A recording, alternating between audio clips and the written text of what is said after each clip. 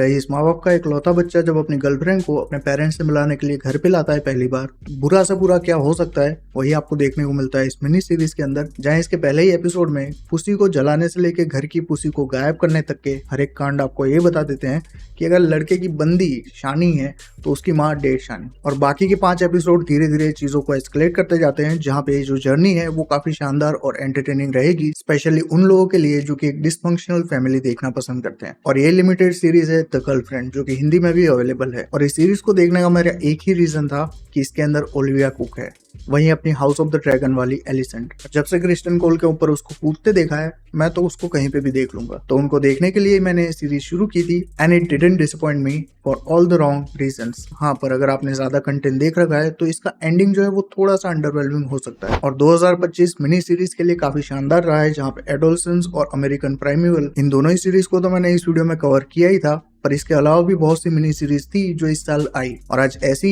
एक दो नहीं बल्कि पूरी 12 की 12 मिनी सीरीज आपको बताऊंगा, जिसमें सिर्फ 4 ही है जो कि इंग्लिश में है, बाकी सारी आपको हिंदी में देखने को मिल जाएगी। तो सब्सक्राइब नहीं किया तो कर लेना और अपनी वॉच लिस्ट बनाना शुरू करो। जहाँ पे इसके बाद की जो सीरीज है वो है डाइंग फॉर सेक्स। हाँ, अगर नाम सुन के आपको एक्साइटमेंट हुआ था तो मुझे भी हुआ था, पर ये सीरीज मुझे काफी सरप्राइज कर गई, क्योंकि मेरी तरह अगर आप भी टिश्यू पेपर का बॉक्स लेके इस सीरीज को देखने बैठोगे इस उम्मीद में कि कुछ मिल जाए, तो नहीं मिलेगा। पर जो मिलेगा वो भी काफी शानदार है। जहाँ पे सीरीज बात करती है एक ऐसी औरत के बारे में जिसका स्टेज 4 कैंसर हाल ही में डिटेक्ट हुआ है, और उसके बाद वो निकल पड़ती है अपनी सेक्सुअलिटी को डिस्कवर करने के लिए, अपने मैरिज और अपने हस्बैंड को पीछे छोड़ के। और इस सीरीज की जो कहानी है वो इसी नाम के एक पॉडकास्ट यानी कि डाइंग फॉर सेक्स के ऊपर ही बेस्ड है। और 8 एपिसोड में हम देखते हैं कि किस तरह से औरत अपनी सेक्सुअलिटी को डिस्कवर करती है और ओवर एंड अबव किस तरह से अलग अलग चीजें काम करती हैं, ये भी हम देखते हैं, जिसको काफी डार्क और हिलेरियस वे में यहाँ पे पेश किया गया है। पर उन 4 में से ये सीरीज एक है जो कि आपको हिंदी में देखने को नहीं मिलेगी, तो देख लेना। और अगर आप चैनल को बहुत टाइम से फॉलो कर रहे हो तो आपको पता ही होगा कि मिस्ट्री और थ्रिलर चीजें देखने के लिए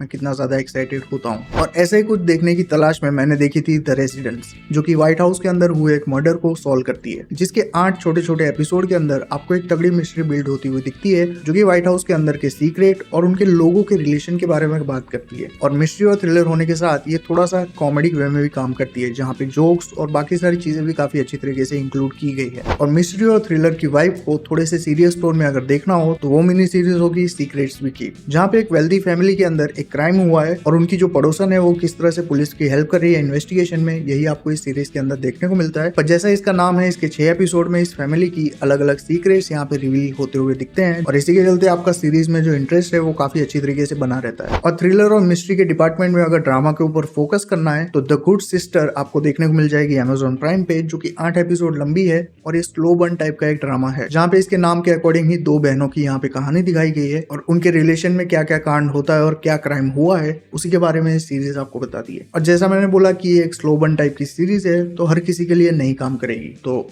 देख लेना अपने हिसाब से। पर अगर आपको इंटेंस ड्रामा चाहिए तो आप देख सकते हो ऑल हर फॉल्ट, जो कि सारा स्नूक की सीरीज है। और सक्सेशन और प्री डेस्टिनेशन से ही मैं उनको देखते आया हूँ और उनके काम का भी काफी बड़ा फैन हूँ, तो ये सीरीज तो मैं देखने ही वाला था। पर ये सीरीज काफी अच्छी तरीके से काम कर जाती है, जहाँ पहले ही फ्रेम से इसकी मिस्ट्री बिल्ड होना शुरू होती है, जहाँ पे एक माँ अपने बेटे को प्ले डेट से वापस पिकअप करने आती है, और जब वो नॉक करती है तो उसको पता चलता है कि उसका बेटा तो यहाँ पे आया ही नहीं था।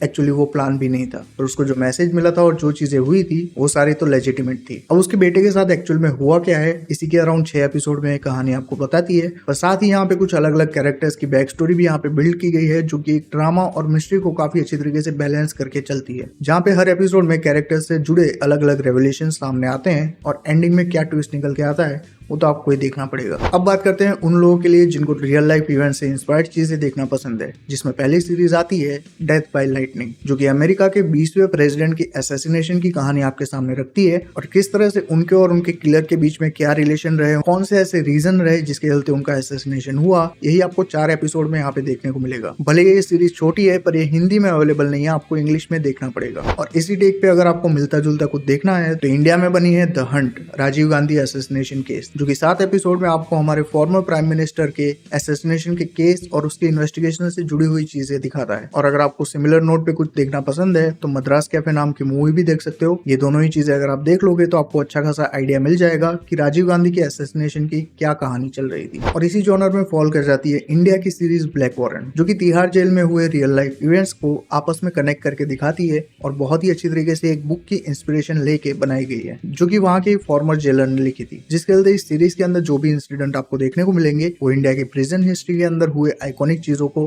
कवर करते हैं, जिसको मैं आपके लिए स्पॉइल नहीं करूंगा। पर अगर अब तक आपने ये सीरीज नहीं देखी है तो डेफिनेटली देख लेना। अब मिस्ट्री और थ्रिलर के अंदर एक जॉनर होता है जहाँ पे कैट एंड माउस चेस दिखाया जाता है, जहाँ पे दो कैरेक्टर्स आपस में माइंड गेम खेल रहे होते हैं। और ऐसा ही कुछ मुझे देखने को मिला द बीस्ट इन मी में, जिसको मैंने स्टार्ट किया था मैथ्यू रीस के लिए, जिनको मैंने अमेरिकन के अंदर देखा था। और भाई साहब इस सीरीज की कहानी काफी इंटरेस्टिंग है, जहाँ एक फीमेल ऑथर अपने बच्चे की मौत के बाद राइटर्स ब्लॉक से जूझ रही होती है, वहीं पे उसका नया पड़ोसी जो कि एक रियल एस्टेट मैग्नेट होने के अलावा अपनी बीवी के मर्डर में प्राइम सस्पेक्ट भी होता है। जिसके चलते ये जो अपनी फीमेल ऑथर है वो उसको इन्वेस्टिगेट करना शुरू करती है और यहीं से शुरू होता है इन दोनों की लाइफ का इंटरट्वाइन होना, जो कि एंडिंग में क्या रिजल्ट निकल के लाता है वो तो आपको सीरीज में ही देखना पड़ेगा। पर डेफिनेटली ये सीरीज स्लो बर्न होने के बावजूद भी आपको अच्छा खासा हुक कर जाती है। और लास्ट जो सीरीज मैं बताने जा रहा हूँ वो थोड़ा सा अलग है, क्योंकि यहाँ पे मिनी सीरीज की हम बात कर रहे हैं, पर इसके 3 सीजन आ चुके हैं। पर आप कोई सा भी सीजन देख सकते हो, क्योंकि हर सीजन में आपको एक अलग कहानी देखने को मिलती है, जहाँ पे कुछ रईस लोग वेकेशन मनाने के लिए एक रिजॉर्ट में जाते हैं और हर एक अलग अलग कैरेक्टर किस तरह से आपस में इंटरेक्ट करता है और